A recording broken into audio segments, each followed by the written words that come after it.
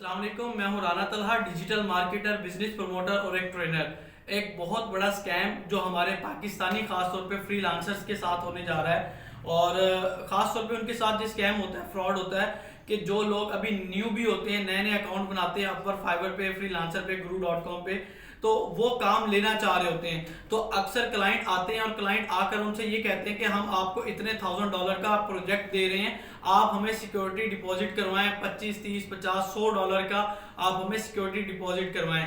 जबकि ऐसा कोई सीन नहीं है, कोई पॉलिसी नहीं है, ये एक रॉन्ग नंबर है और एक ये फ्रॉड है।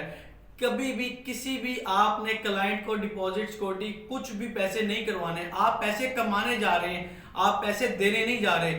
जबकि खास तौर पे वो लोग इस चीज के शिकार होते हैं जिनको काफी टाइम से क्लाइंट नहीं मिल रहा होता और वो उनको सब्ज भाग इस तरह के दिखा देता है कि जी ये इतना बड़ा प्रोजेक्ट आपको देने जा रहा हूं, आप हमें सिक्योरिटी डिपॉजिट करें। तो आपने बचना है, बिल्कुल भी इस किस्म के लोगों के साथ आपने काम नहीं करना और रिपोर्ट करना है आपने। खास तौर पे स्क्रीनशॉट शेयर करके उस प्लेटफॉर्म पे रिपोर्ट कर दें और इस वीडियो को शेयर करें। Thank you so much for watching this video. Allah Hafiz.